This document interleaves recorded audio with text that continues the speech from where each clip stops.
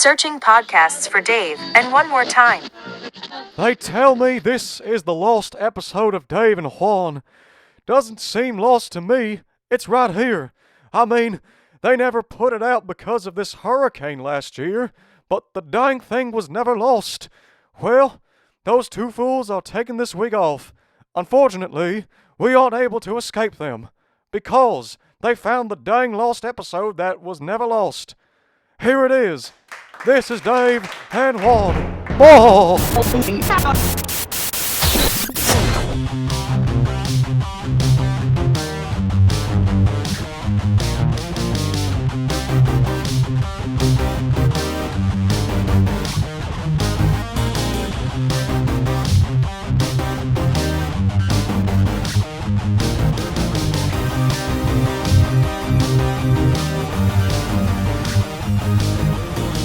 And 3, 2, 1.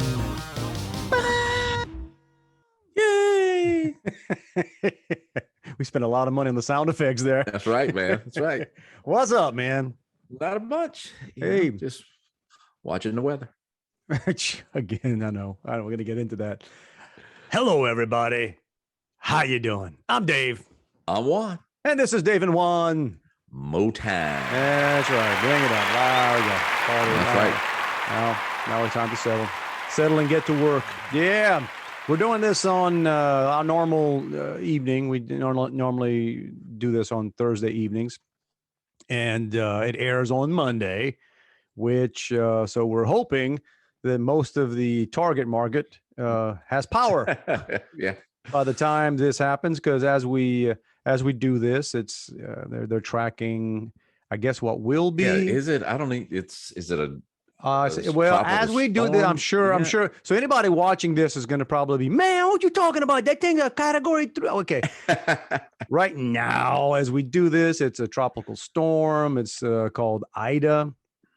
And it's projected. The only I've been, and same thing, we were talking before we came on here, what kind of day it's been, and a lot of things going on today. And I've been texting back and forth, just, checking on, Mom and Thibodeau. And I know they got people there. You just you start doing all that hurricane, hurricane prep. It's like, my dad, the hurricane could sit on his house for 3 days and he wouldn't, he could know that and not leave. Yeah. Oh no, they're not. Yeah. Thibodeau. What I told my mom, I guess a year ago, we had a scare. When every year there's a scare, but I used to say, so Thibodeau is where we would evacuate to. Yeah. I mean, so you're there. That's a high ground, man. Yeah. Other people around the country would say, like, man, look at that map. You're not very far up. I'm like, well, it's you're not storm surge. All right. That's the it's fun. It's the things we grew up with, right? Before they built where I'm from anyway, before they built the levee, man, when they built that levee, that was your protection. No, that was always the thing, is did it get water for, Juan, Hurricane Juan, Hurricane Juan, man. Hurricane. Well, yeah, don't do that with a smile on your face, man. I wanted to, I'm not a costume person. I've talked about that before, but after that, I wanted to just dress up and have like a hurricane symbol on my shirt for Halloween. You could probably get away with it now. For a few years, it wasn't a big. Yeah, wasn't. Yeah, because there was a lot of flooding down the bay for that. Oh, it was a ton. Yeah. And it was just because it wasn't that strong of a storm. It just you can relate to this. It wasn't that strong. Wasn't that impressive. But it just but it just sat there. Yeah, yeah, that's a great. I like that, man. That's pretty good. Man, you plan that. I didn't. That just kind of came to me while I was talking to you. But that's a good one, man. It wasn't that a big plop couch potato of a storm. Wasn't that impressive? It just sat there. Yeah, man, we're gonna call this one Juan. But so good luck to everybody. And hopefully you're seeing this. And I was texting back and forth with both. Everybody, right? And I tell them the only thing that's sometimes my angle is always show me where the bullseye is 3 days out, And that's often about the only place I'm pretty sure it's not going to hit directly, because they'll not really. Well, now they've got like the spaghetti maps, and it's Well, yeah, I look at the cones. I look at, and Yeah, and you just don't know. It looks like they've gotten a little better at that in recent years, because there was a time and I still sort of operate that way when they tell me, well, it's probably going to be a 1. Now you better plan on a 2, maybe a 3. If it just, they always miss that, right? Or all of a sudden it's suddenly ramped up to, it does. It looked like a while we went through a stretch where it's a week 1. It's a week 1. Gets about 150 miles offshore. Oh, it's a 2. Oh, it's a 2. Dang, that thing's almost a 4. And it's just. Or the ones that you think are going to bang are just, then they kind of just peter out. I don't remember those. I don't. I do remember some when we would get off of school and I would, this even at Nichols, get off of school and wash my car because there was nothing. Here, last year, my wife's a teacher, and they would have stuff where if a storm was projected to hit on Monday, they would get up on Friday to prepare. Oh, the weekend. And I was like, prepare for what? Are you going to get off Tuesday to recoup? So I assure you, they're all waiting tomorrow to hear that they're going to have a holiday on Monday. But where I work, we will get an email tomorrow that will read something to this effect of, there's a storm out in the Gulf, likely to turn into a hurricane, projected to hit here on Sunday night or Monday morning. If we have power, we are open and working. If you choose to not be here, please take PTO or work without pay. Everyone stay safe. Love. Yeah. They don't put in the love. Yeah. Be careful. But be here. You be careful. Well, I gotta say, I know that's a little. I almost respect that. Oh yeah, I'm fine with that. Yeah. Yeah, it's because I think we've all, I say we've all, just as a society, have gotten right. It's well, everything is so oh my gosh type. The sky is falling. And don't get me wrong, you want to be prepped. But now it's we get too much information is what happens now about these things. And I'm going to go back. It seems like I'm always bashing the media, but they deserve it. Well, but you look, and that's what I was talking about with, the whole spaghetti model.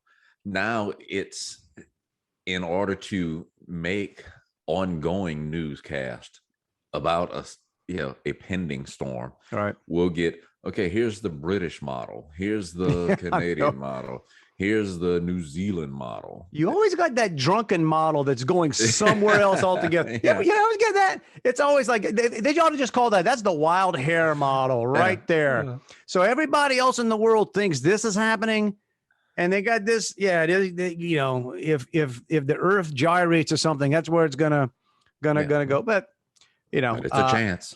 Yeah. But you notice it's always toward the end, like, oh, look, spaghetti models are beginning to agree. I don't think they kind of always were, but and again, I hope while we're doing this, I hope everybody there has power and they're able to see this, and it's one of those it's one of the joys of living in the South. People would always ask me about that, like, you're not afraid of hurricanes? And I'm like, well, you kind of grow up not being afraid of hurricanes. Then once you get a little sense, you start being a little afraid of hurricanes. And then when you get a little bit older, you're like, well, your dad's at Yeah, that's all right. I can remember as a kid. I think Hurricane Betsy is the first one that I remember. Oh, I'll tell you Betsy stories after. Go ahead. Yeah. And I can just remember where I grew up, we had just a huge live oak trees in front and back. And I can remember just looking out the window, seeing just branches on the ground and coming down.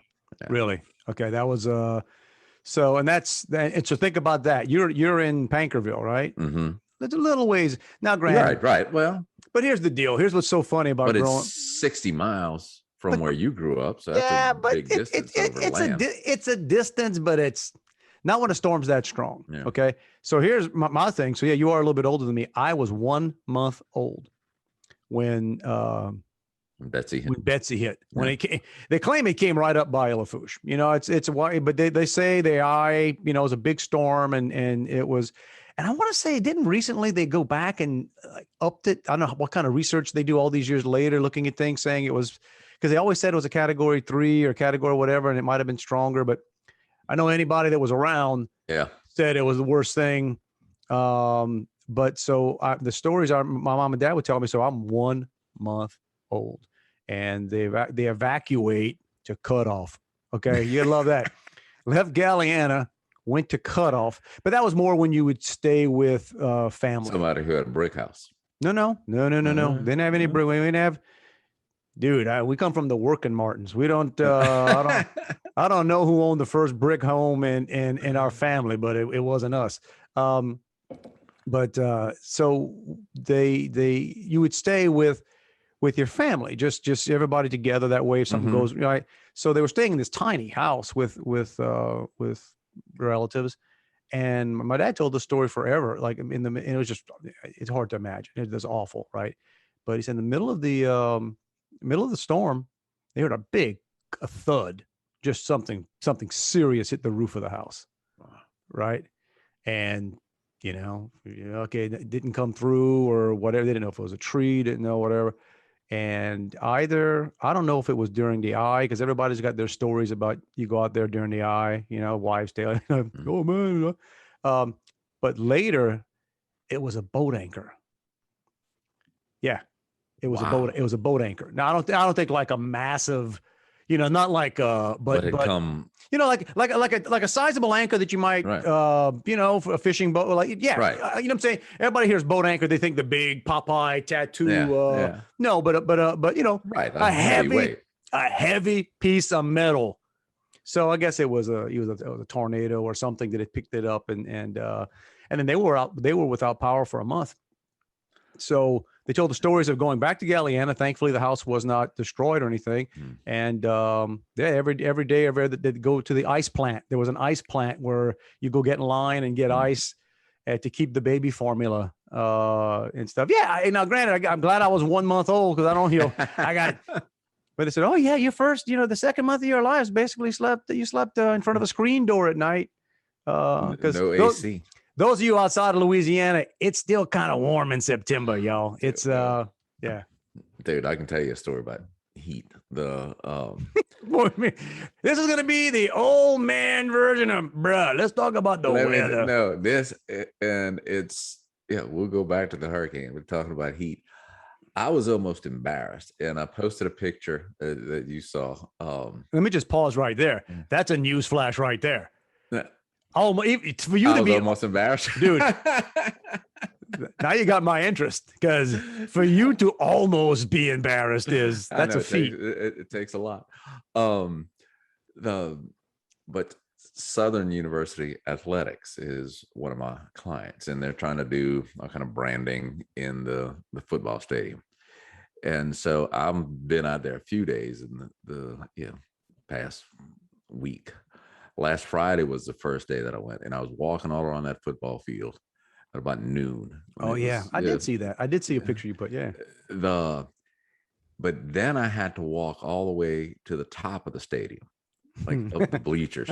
And it's not a big stadium; it's fairly steep. Right. But so I'm walking up, and the reason that I thought I might almost be embarrassed is because I'm wondering if I'm going to make it to the top without having to take a break. Dude, I was hot. I was out of breath. And when I got to the top, I just said, the hell with this. I'm sitting down for a while. What are you going up there for? To look at where they're going to put some branding graphics and stuff. I just get some binoculars if I was you. Be like, yeah, I can hide that from down here. Look, that's it's got to be 10 feet. That'd be great. Yeah. But then when I was going down, I walked to the edge so I could hold on to a rail like an old man. Yeah. Well, it was. Well, I don't know if that was the heat so much as the incline that got you there. Was it the heat that was beating you down? It was the pathetic shape that I'm in as a human being. I'm not gonna be able to do it for much longer, I guess. But I'm weird that way as far as especially since, so I started taking some flights, which is great. Started getting to travel a little bit, but it looks like they're gonna try to blow all that up again too. But being home based for so long, I mean, I've been fortunate to. I do other things that don't require travel, but I'm home a lot. So I've been running, just running and just sort of getting back into the running thing. And to the point of, I get all proud of myself because, man, I put more miles on my body in the last year and a half than I did in the previous 5. Of course, everything starts breaking. My knees go bad and All right. So I'm just now, if I wake up in the morning, like, wait, oh, it's not a shooting pain today. It's just sort of a, it's just a dull. No, it's just a dull pain. I can run with the dull pain. It's the shooting pains you got to stop. But I like running at noon, 1 o'clock. Oh no, but I take it as just, but it actually gets hotter later. My wife thinks I'm nuts too, thinking that, I can't believe you run, because we all, we grew up, or people you always say like it's high noon, and it ain't the hottest it's going to get during the day at high noon. High noon's a walk in the park compared to 5 o'clock. 3 o'clock, 5 o'clock. Ooh, yeah. But yeah, your picture you showed, was your problem. You had no hat on, dude.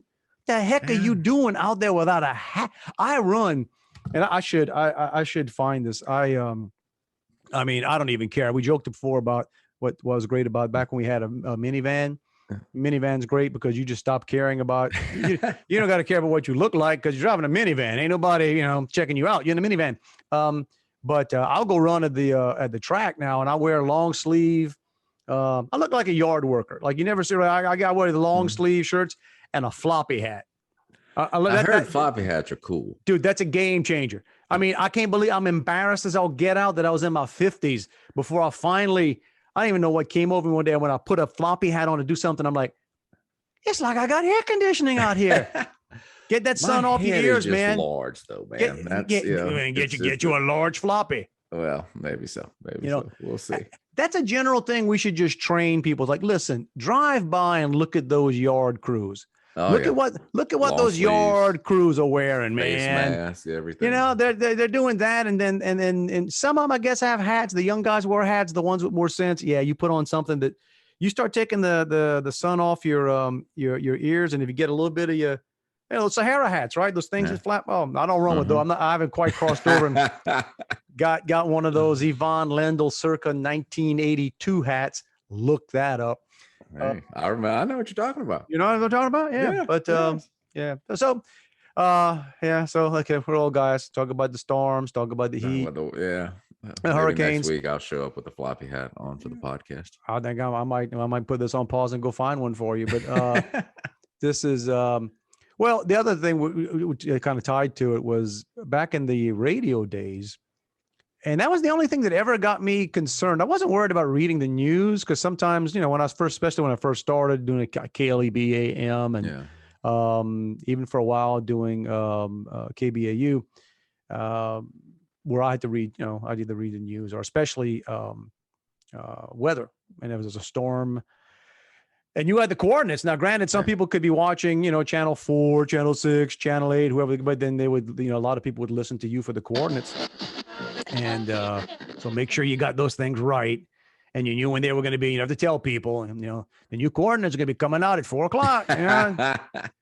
Go down there. Because everybody had their hurricane maps. You'd go down there. Hurricane symbol on the map. And I think it was the AP wire, right? It was the wire, or I forget where we would pull them. We'd get it from rip and read the news from the wire. Right. And then, you mark it and see what it, you can see what, but I always felt a little pressure on that. It's like, man, everything else is just goofing up, right? Now it's like, man, people are actually hanging on. Yeah, invert the numbers. You'll just scare the hell out of somebody. Oh, man, or just tell them, the barometric pressure. I don't, there might be. Beginning to drop. I know, nobody knows what that means.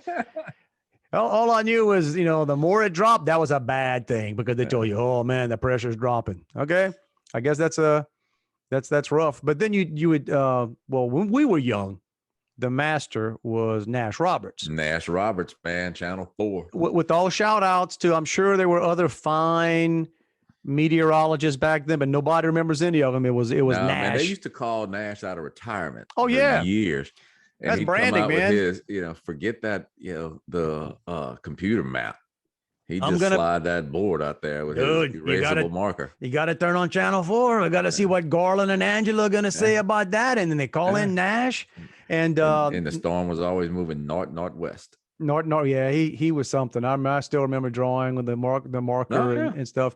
So, but he was the man back in the day. But I'm telling you, the guy who was his not on the same station, but the guy who was his heir as far as who you will go to was Bob Breck. I still remember when Bob Breck first came along, and he looked. Now, granted, I think I met him once. I'm almost positive I met him once, but I went when I worked at the radio station. We had or maybe you met him and maybe you told the story. I'm just thinking I met him. A media fishing trip for the Tarpon Rodeo. So they took us out on that. And he was on my boat, as was Bob Scarce. I don't know if you remember. He was like a Baton Rouge guy, the old beachcomber. That's what they call him. And he was like Jethro. He tied his pants up with a rope. Nice. But Bob Breck, he famously wore a toupee. I don't know if it was famously. I guess but I'm sure you see it up noticeably wore a toupee. How about that? Up close and personal, you get it. Yeah. So when we were on the boat, Bob probably spent 15 minutes trying to pull his t-shirt off without messing up his toupee. Oh man. Which I just thought was amazing. And the dude had enough hair on his back that he could have made a whole new toupee. Man, that's a little bit too much information than I need on my man Bob Breck. That's my memory. That's what you remember about Bob Breck? Yeah. 30 something years ago. He's he looked like he'd be about like 5'2", right? I don't remember that. He doesn't look like a tall guy. He might still be around, or I think he is. I think he retired, but he became popular because he was one of the few. Whether this was on purpose or not, Bob always had the more optimistic view of what was going to happen. When other people were, oh man, it's coming, and that's not what they sounded like. That's just what it sounded like. It's all terrible. And Bob's like, I don't know. I saw a couple wobbles there, and I'm thinking. So Bob was always sort of wish casting it somewhere else. So or even if it was really bad, Bob would give you all the possible good things that could happen. So you just went to him to like, because some of these other guys, it's become a joke with Cantori and these folks, and the type of exaggeration they drive me crazy. And I get it. Standing in a ditch to show the water's knee deep, and then you see a guy walking on the sidewalk behind him. Yeah, it's all for ratings or the trick. And I think our boy Rick, I don't think it was a trick for him because I think they were taking shelter at whatever the bad hurricane was that hit Lake Charles. And I shouldn't say because I think several. Yeah, a couple last year. Yeah, the really bad, I guess the first really bad one. And I think he was in a parking garage or something like that. Dude, I don't care. The wind can be blowing 30 miles an hour in a parking garage. Yeah, it's a tunnel. It's a tunnel. It's not. But I've been in. I guess a couple, 3 hurricanes, and it always seems like something. Yeah, it's not too bad. And when you enter it, it's not. You just always regret it. You always regret it. You sitting there going, "Oh, this was not a good idea. This was not a good idea." It just here, Katrina wasn't bad. I can remember my kids in Baton Rouge. Outside. Yeah, right. No. The worst part about Katrina for Baton Rouge was everybody from New Orleans moved. New Orleans driving through. They moved. No, they all moved there. I mean, Baton Rouge like doubled in size within 6 months. Oh man. Andrew was bad here, but also bad like down the bayou. I remember that because my dad just lost all kind of farm equipment and everything. Just got blown all the everybody and a lot of the rest of the country. I remember I was working at LumCon at the time, and we talked about that down in Cocodrie, and around the country everybody thinks of Andrew hitting Florida. Of course it did. It caused devastation to Homestead in the Miami area, but they forget that sucker didn't stop there. Yeah, it came and picked up some strength. And well, I don't know if it was as strong when it hit. It was bad news. It was it was bad. It went from 5 to 3. I gave a news flash. That's so, it's like, okay, well, you got hit with an 18-wheeler, you got hit with a sugarcane truck. Yeah, it's about the same. 16 wheels. Yeah. But so Andrew came through, and I remember I was home in cutoff for that one. And we sort of got clipped, it felt like. We got, I don't know if we got eye wall or not, but I think we got 90 miles an hour, which is funny. People who have never been around hurricanes or anything, because you're used to like, oh man, it's 140, it's 150, and then that's like tornado type winds. It's hard to get your head around. Dude, if you ever stood outside in a 90 mile an hour wind, you think the world is coming to an end. I remember trees bending in ways that I'm thinking, how is that happening? I mean, that's and my wife still tells a story about their house in Houma. they could hear yes, they could hear the roof. Just flexing, I guess. Yeah. They were scared to death hanging out in the hallway. But we had a friend, I forgot what storm it was, but. And let me pause and say while we're doing this, man, we hope everybody's okay. Yeah. we're the same thing where this storm is going. I say, man, I really hope it doesn't hit my family, but you don't want to wish it on anybody. Right. Just hope it kind of dissipates. Yeah. First plan, and shout out to the dog. That's good. I wondered if you heard that. Shut up. Don't talk to your wife like that. That's terrible, man. It's National Dog Day, man. Is it National Dog Day? Yes. I get me a dog. I get me another dog. I keep threatening, and my wife says no. But we had a friend who was originally from Ohio who had never been through a hurricane, and I guess this was 2012 or so. I don't remember the storm. And she came to our house, and the girl basically stayed on the sofa the entire time, curled up in a fetal position. And my wife and a couple of kids were all outside with their iPhone apps, seeing who could get the best wind speed. Well, kids don't know. We used to be dumb enough when we were kids. We were plenty dumb when we were kids. We didn't have iPhones, but we almost, man, we would get excited when the hurricane was coming toward us because it was fun. Yeah, because we got to hang out with the cousins. We'd all get together and all piled up in the house enjoying Vienna sausage sandwiches. At that time, I had relatives that actually did have a brick house, and we're just all like the little pigs. You go to the brick house, we're just like the three little pigs. It's like, oh, hurricane's coming. We evacuated all of 5 miles up the road to the brick house. But yeah, we would do that, and we would get all excited. Oh, because you're a kid, you don't know. I hope it hits us. That'd be great. Yeah. We could hang out with a week of school. Yeah, exactly. We could hang out with the cousins for a long time. Nah, you don't want that, man. I mean, it makes me think now I probably should have got my generator fixed. I hope I don't need one this go round. I got a new generator, not so much for hurricanes as much for the coming apocalypse. And I'm one of those guys. When the power grid goes out, well, this last winter, right? This crazy freeze we had here that was just insane. And then Texas of all places starts shutting off power grids here and there and rolling. And they just threw a 24-hour blackout on my section of the neighborhood. My neighbors across the street had power the whole 24 hours. We didn't. And I think people my generator wouldn't start. How terrible it is to have no power. You don't know. You just don't know. You don't know until it's on you, and you realize, God, everything, nothing works. It's an awkward silence. I'll wake up if the power blinks during the night. It will cause me to wake up. Really? Then hot. Yeah, again back to heat.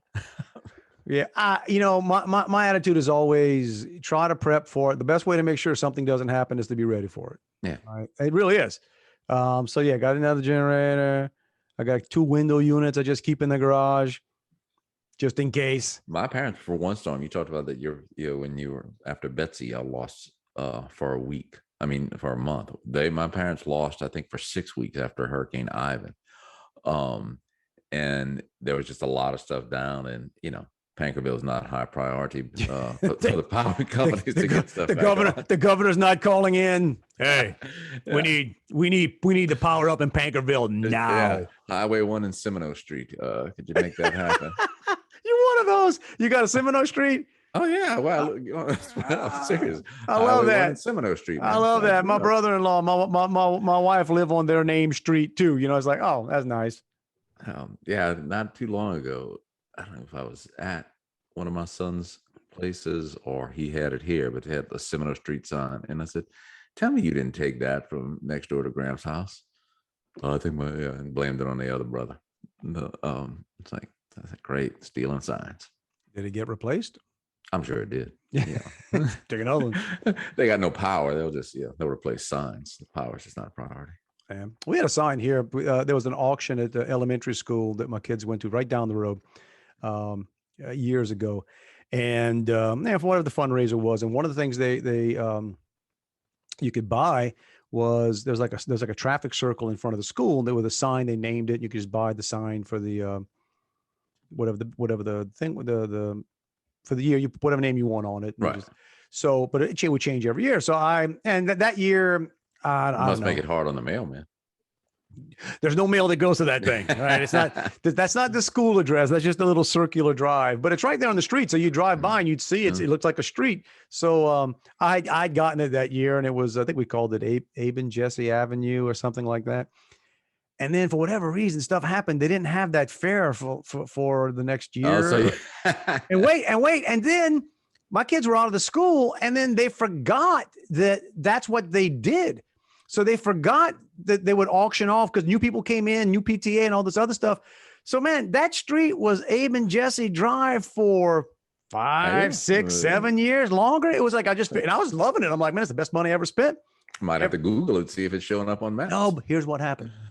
And I'm going to try to make sure this one makes the episode. I blame my wife for this because my wife is too nice. She's too not like me. So we had some neighbors move in just down from here. Nice couple. They're great neighbors. I never see them. They're younger than us. They moved in with very young kids, like 3 and 1. And he's in construction or whatever. They apparently do pretty well. You can tell by what they do. And they spend all kinds of money on the house, and they put in a huge pool in the back. Kind of neighbor you like. Bring the property values of everybody else. I love it. But we were having a Halloween. We get Halloween get together at our house, and they come by and they were just talking, and she was in charge of the fundraiser or whatever that year. And my wife tells her, what they used to do that they should do again. And they used to, and she was like, "Oh, that's a great idea." Yeah, guess what? They bought the sign. The sign's their kid now. It's like, yeah. Now, to their credit, I give. Look, my guys are in college. It doesn't matter. But I just always like the fact that I bought a street sign. Right. I used to tell people, it's like, man, you think we were involved in this school? This street is named after my kids. But to her credit, she was nice when they changed it. She brought me the sign. So the signs. Cool. Yeah, I got a little wall back here outside that's got the sign on it. But you'll put it up on your street corner, see what anybody is. Exactly. As soon as my wife told her that, I was like, what? Oh, man. This guy. And she was just like, oh, stop it. That's been up there a long time. You got, she's telling me what a petty idiot I am. And yes, I'm a petty idiot, but I enjoyed being able to point to people saying, hey, yo, that's my sign right there. Yeah. There's no Seminole Street at my kid's school. Nor will there ever be.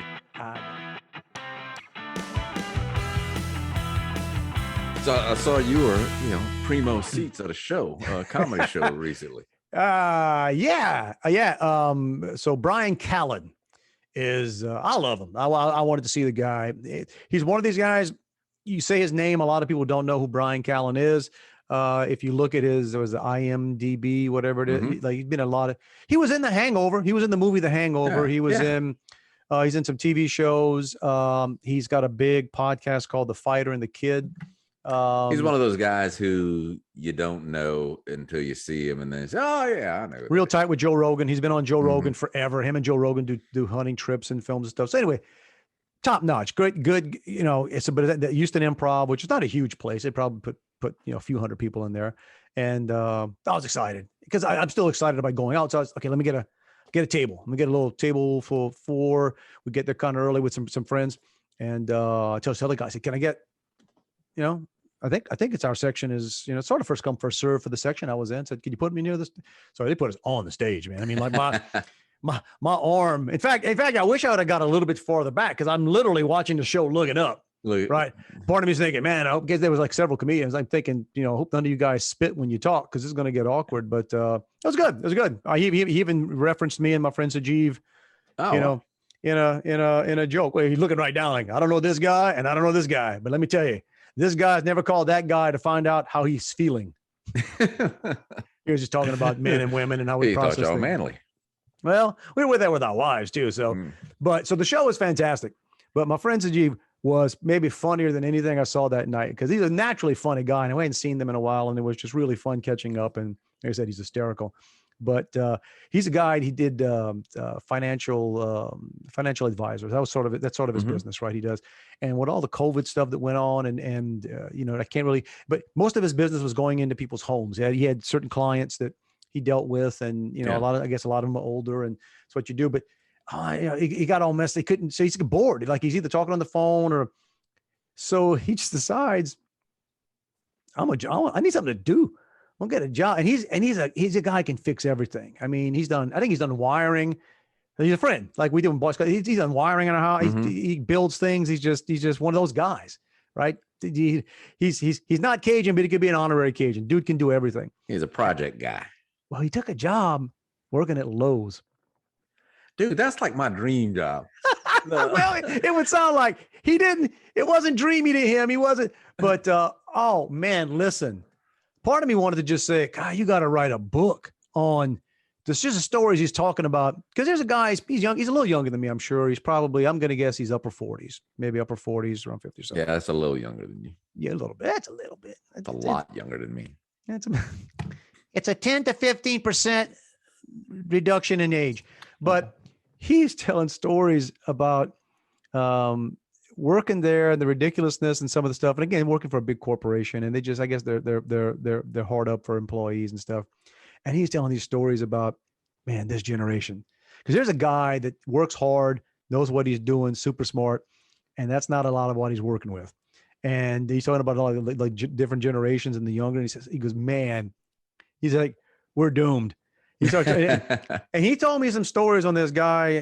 I know this guy, the guy Joe. He was telling me about Joe. Joe's probably 21, 22 years old. Man, by the end of the night, I was asking about Joe. I was like, tell me another Joe story.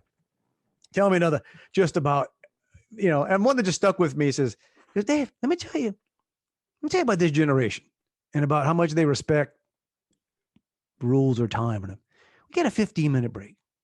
He says, Joe's a big guy. We get a 15-minute break. He says, you know what Taco Cabana is? And you'd have to see this because I know this is my hometown. I don't know where it is either. But okay, right. But I can tell you. Yeah. Can you see Taco Cabana from Lowe's? Possibly. There's probably trees in the way, but it's a good, dude. It's a 10-minute walk to Taco Cabana. Apparently, Joe don't drive. He says Joe on his 15-minute break walks to Taco Cabana, buys 12 tacos, doesn't eat them there, comes back. He says, Joe spent an hour eating tacos on his 15-minute break. And he just said, I didn't even know what to do. He don't report to me. And part of me wanted to just walk up to him, and I just went, you don't report to me. You somebody else's problem. Yeah. But let me give you a little life advice. 15 minutes is generally 15 minutes. That's like get a drink of water if you go to the bathroom if you got to, but nothing happens because everybody's so hard up for employees. Right. What are you gonna do? Man, listen, it's a time where your best employees are being overworked because they're your best employees, and your worst employees are worse than ever because they just realize they can. Yeah. Man.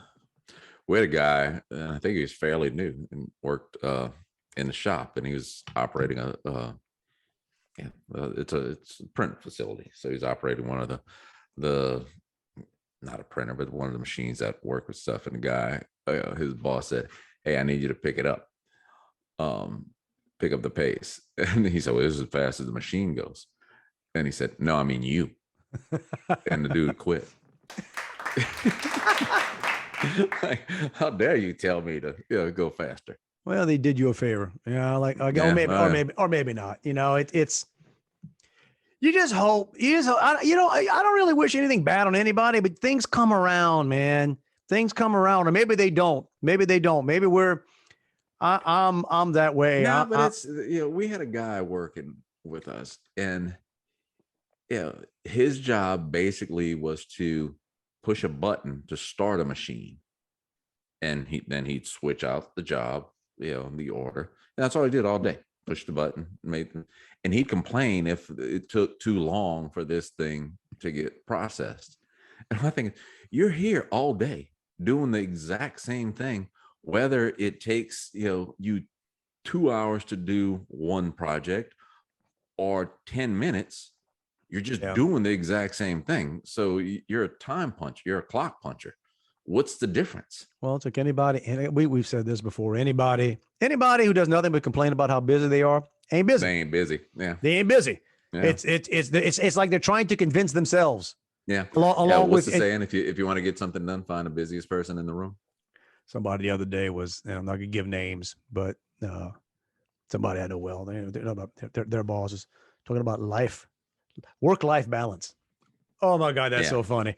And don't get me wrong. Listen, I'm sure there are examples where you can point to it, but when I hear that, I'm like, oh man, you want to give me an excuse for not being either really good at your job or putting in the work, like or needing a lot of breaks, right? Or the people that say, I don't check email on the weekend, huh? First of all, how's that possible? Right? It comes to your phone unless you, right? Yeah. And it depends on where you go, right? Like if I'm impressed with myself that I don't check during this podcast. Well, I can't tell you that I didn't look at a couple. We got a hurricane coming, bro. I was looking at the text over there to make sure everything was okay. But no, well, exactly. Like if you got deadlines or you own a business or you do whatever, ain't no work-life balance on a Friday. Yeah. And I've been in the middle of like grilling and having a good time, and it's your Friday or whatever, and you're like, oh, hang on.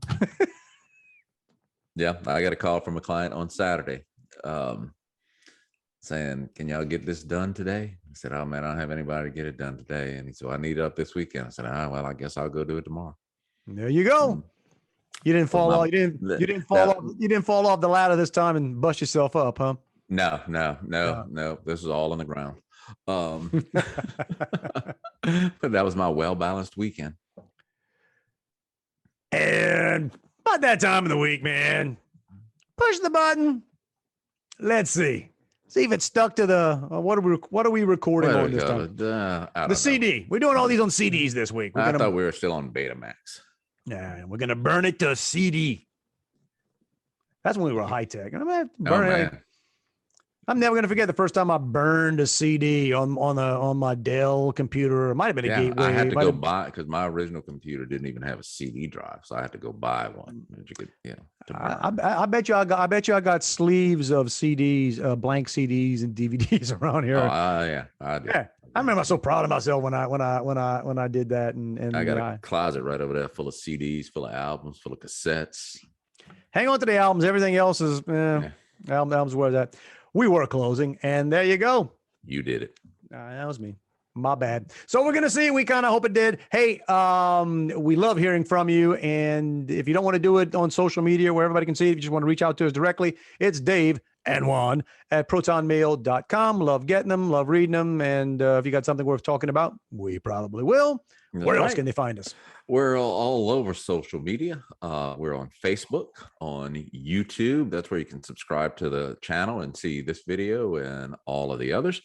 Or if you're into the audio version of a podcast, check us out at, I always forget, Apple Podcast and Spotify. Apple Podcast and Spotify. And I noticed today, because I Googled Dave and Juan, and I guess other podcast carriers pick it up because it's there. So I found it on other places as well. No way. Yes, the Googles, man. Yeah.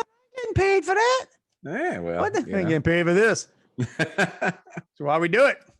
So check us out wherever you're listening. But on Spotify and Apple Podcasts, you don't get the benefit of. Right. You don't get the benefit of right there. Again, that guy right there. Mr. Hurricane Juan, Jason Momoa without the tattoos. There you go. All right, everybody. So again, let's go back to this. We hope everybody has a fantastic week. We know it's going to be an interesting time. Hope everybody is safe. Hope this finds everybody well. Hope you guys got power, and we'll come back and do a recap of everything. Weather recap. Yeah. So everybody, stay safe. Love you, man. Peace. Back at you. No, he was like, "Oh, I hope that's all it is." What do you mean you hope that's all it is? What else is it? It's a monster. You think the moth was running interference for the guy kicking in the door? I mean, I should have told that story. That's a good story, but let's get that one next time. We'll get it.